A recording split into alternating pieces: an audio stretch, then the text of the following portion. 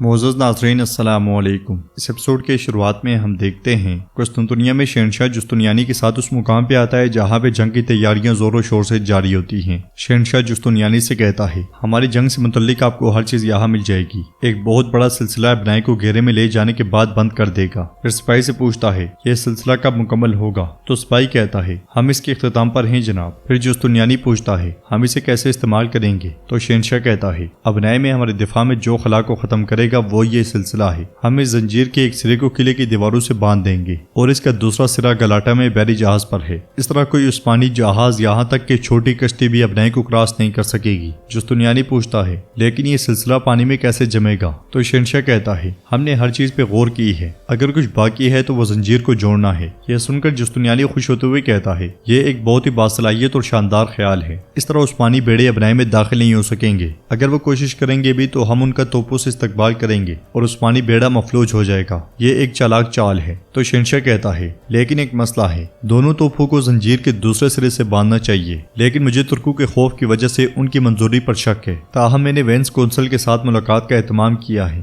نوترس اس اجلاس کے لیے کل گلاٹا جائے گا۔ یہ سن کر جستنیانی کہتا ہے نوترس کے بجائے مجھے جانے دیں، میں انہیں راضی کر سکتا ہوں۔ کونسل کا سربراہ لاطینی ہے، انہیں میرا نام ضرور معلوم ہوگا۔ جستنیانی کی بات سن کر شہنشاہ بھی خوش ہو جاتا ہے۔ ناظرین اس کے بعد ہم دیکھتے ہیں کہ اکنجی ایک بڑے لشکر کے ساتھ موریا کے ساحل پہ جا پہنچتے ہیں اور کشتیوں پر سے اترتے ساتھ ہی آگے بڑھتے ہیں۔ بالی بے اور حمزہ بھی ان کے ساتھ ہوتے ہیں۔ جنگل میں گھستے ہوئے بالی بے حمزہ سے پوچھتے ہیں جنگل خاموش ہے، ہم اب کیا کریں گے؟ تو حمزہ کہتا ہے آئیے دو حصوں میں تقسیم ہو جائیں، ہمیں بندرگاہ تک فرار ہونے میں دمیتری کی مدد کرنی چاہیے، اس وجہ سے آپ قلعے کے قریب افراتفری کا باعث بنیں گے۔ میں بندرگاہ میں گات لگانے کی تیاری کروں گا۔ یہ سن کر بالی بے کہتے ہیں وہ جس جگہ سے بھاگے گا وہ اس کی قبر ہوگی انشاءاللہ۔ ادرنی میں شہزادے مصطفیٰ کو غسل دینے کی تقریب ہو رہی ہوتی ہے۔ دعا کے بعد خواتین مصطفیٰ کو غسل دیتی ہیں اور اس دوران سب اسے دعائیں دیتی ہیں۔ جب گلشا اس پہ پانی ڈالتی ہے تو دعا مانگتے ہوئے کہتی ہے تخت اس کا مقدر ہو۔ یہ سنتے ساتھ ہی باہر کی آنکھیں کھلی کی کھلی رہ جاتی ہیں اور وہ غصے میں گلشا کو دیکھتے ہوئے وہاں سے چلی جاتی ہے۔ مارا خاتون بھی گلشا کے اس بات سے ناخوش دکھائی دیتی ہیں۔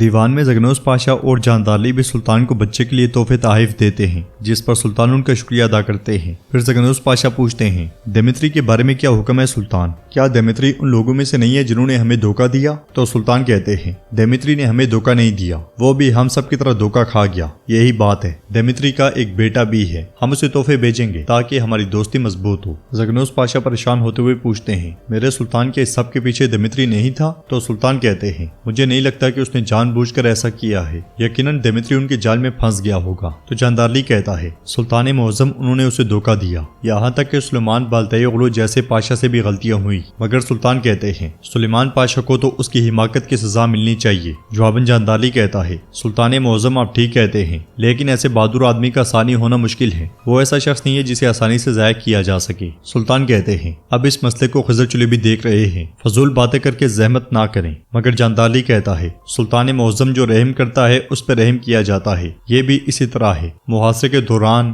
مگر سلطان اسے خاموش کروا دیتے ہیں۔ اس لمحے سپاہی اندر آ کر کہتا ہے سلطان معظم آج شمس الدین تشریف لائے ہیں۔ یہ سنتے ساتھ ہی سلطان ادبن اٹھ کر آگے بڑھتے ہیں اور انہیں خوش آمدید کہتے ہیں۔ ناظرین اس کے بعد ہم دیکھتے ہیں کہ اگلے منظر میں رات کے وقت تک شمس الدین نے مصطفیٰ کو اٹھایا ہوتا ہے اور سب لوگ وہاں موجود ہوتے ہیں۔ آج شمس الدین بچے کو نیک دعائیں دیتے ہیں، پھر کہتے ہیں قوم کو ایک دوسرے کا ساتھ دینا ہوگا، بالکل اسی طرح جیسے ہمارے پیغمبر نبی صلی اللہ علیہ وسلم نے ہر غلطی کا مقابلہ رحم دلی اور شفقت سے کیا۔ طائف میں بھی آپ صلی اللہ علیہ وسلم نے غضب اور عذاب کو نہیں بلکہ رحمت کو ترجیح دی۔ ان کی زندگی میں رواداری کی بہت سی مثالیں موجود ہیں۔ ادھر زندان میں قید سلیمان قرآن پاک کی تلاوت کر رہا ہوتا ہے، جن آیات کا ترجمہ یہ ہے اور اس وقت کو یاد کرو جب تم صبح کو اپنے گھر روانہ ہو کر ایمان والوں کو لڑائی کے لیے مورچوں پر متعین کرنے لگے اور خدا سب کچھ سنتا اور جانتا ہے۔ اس وقت تم میں سے دو جماعتوں نے جی چھوڑ دینا چاہا مگر خدا ان کا مددگار تھا اور مومنوں کو خدا پر ہی بھروسہ رکھنا چاہیے۔ دوسری طرف شمس الدین اپنی بات کو آگے بڑھاتے ہوئے کہتے ہیں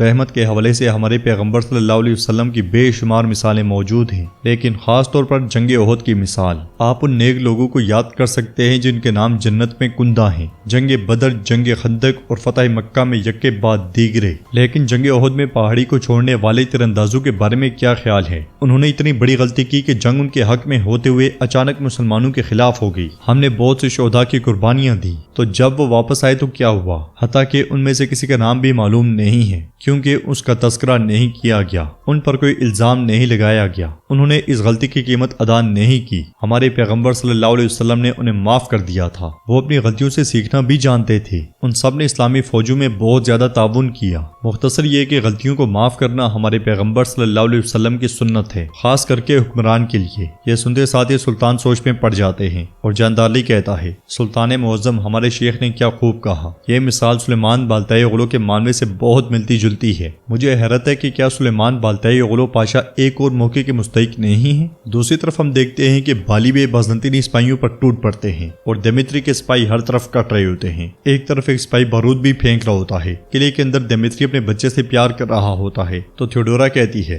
دمیتری آپ اسے جگا دیں گے۔ اسی لمحے ایک سپاہی بھاگا بھاگا اندر آتا ہے۔ سپاہی کے اس طرح آنے پر دمیتری غصے سے کہتا ہے، تمہاری ہمت کیسے ہوئی میرے کمرے میں بغیر اجازت آنے کی؟ جواب میں سپاہی کہتا ہے، معاف کیجیے گا جناب، لیکن کچھ سنجیدہ بات ہے۔ مگر اگلے لمحے انہیں ایک زوردار دھماکے کی آواز سنائی دیتی ہے۔ دھماکے کی گونج سے بچہ بھی ہل کے رہ جاتا ہے اور سپاہی کہتا ہے، اکنجی کے سپاہی یہاں موجود ہیں جناب، وہ ہماری ساحلی افواج کو مصروف کر رہے ہیں۔ تو دمیتری کہتا ہے، فوری طور پر بیڑا تیار کرو، میں اپنے خاندان کے ساتھ ساحل کے راستے پر جا رہا ہوں، ان کا دھیان بٹاؤ جلدی۔ جبکہ باہر دمیتری کے سپاہی کٹتے مرتے چلے جاتے ہیں۔ حسن اور سلطوق کئی کے سپاہیوں پر باری پڑ جاتے ہیں۔ قلعے سے مزید بازنطینی جنگل کی جانب بھاگ رہے ہوتے ہیں اور ناظرین یہ سب کچھ سلطان کے علم میں لائے بغیر کیا جا رہا ہوتا ہے۔ کیا زگنوس پاشا اس کی سزا پائیں گے؟ سلطوق ویشیوں کی طرح بازنطینیوں کو کاٹتا ہی چلا جاتا ہے۔ بالی بے کی تلوار بھی آب و تاب کے ساتھ چل رہی ہوتی ہے، مگر مزید بازنطینیوں کو آتا ہوا دیکھ کر وہ سب جنگل کی جانب بھاگ پڑتے ہیں۔ ادھر ان منصوبے کے مطابق حمزہ سپاہیوں کے ساتھ دمیتری کا انتظار کر رہا ہوتا ہے کہ اسی لمحے دمیتری اپنے گھر والوں اور سپاہیوں کے ساتھ وہاں پہنچتا ہے۔ دمیتری کو بھاگتا ہوا دیکھ کر حمزہ بھی آگے بڑھتا ہے اور بلند آواز سے کہتا ہے، دمیتری بھاگو مت رکو۔ تو دمیتری پریشان ہوتے ہوئے کہتا ہے، خون ریزی کی ضرورت نہیں ہے۔ مگر حمزہ تلوار بے نیام کرتے ہوئے کہتا ہے، کیا تم نے سوچا تھا کہ تمہاری دھوکہ دہی پر کسی کا دھیان نہیں جائے گا؟ دمیتری کے اشارے پر بازنطینی ان پہ حملہ کر دیتے ہیں اور دمیتری خود کشتی کی جانب بھاگ پڑتا ہے۔ حمزہ سپاہیوں کے ساتھ بازنطینیوں کو کاٹتا ہی چلا جاتا ہے۔ کشتی پر چڑھتے ہوئے دمیتری بچہ سپاہی کو پکڑاتا ہے، مگر بچہ سپاہی کے ہاتھ سے چھوٹتا ہے اور سیدھا پتھر پہ جا لگتا ہے۔ یہ دیکھ کر دمیتری اور تھیوڈورا چلا اٹھتے ہیں، ان کے سپاہی بھی مسلسل کٹ رہے ہوتے ہیں۔ دمیتری اپنے بچے کو اٹھا کر روتے ہوئے بیٹا بیٹا پکارتا ہے، مگر اس کا بچہ مر چکا ہوتا ہے۔ حمزہ بے بھی اس منظر کو دیکھنے لگ جاتے ہیں، مگر مزید بازنطینیوں کے آنے پر جنگل کی جانب بھاگ پڑتے ہیں اور بازنطینی ان کے پیچھے پیچھے جاتے ہیں۔ دمیتری چلا چلا کے رو رہا ہوتا ہے، تھیوڈورا بھی غم سے نڈھال ہوتی ہے۔ تو ناظرین اس افسوسناک منظر کے ساتھ ہی ایپیسوڈ بھی اختتام پذیر ہوتی ہے۔ اس منظر کے بارے میں آپ کی کیا رائے ہے ہمیں کمنٹ میں آپ بتا سکتے ہیں۔ اگر آپ کو ویڈیو پسند آئے تو ویڈیو کو لائک کر دیں، چینل کو سبسکرائب کر کے بیل آئیکن پر کلک کرنا مت بھولیں۔ انشاءاللہ ملتے ہیں نیکسٹ ویڈیو میں، تب تک کے لیے اللہ حافظ۔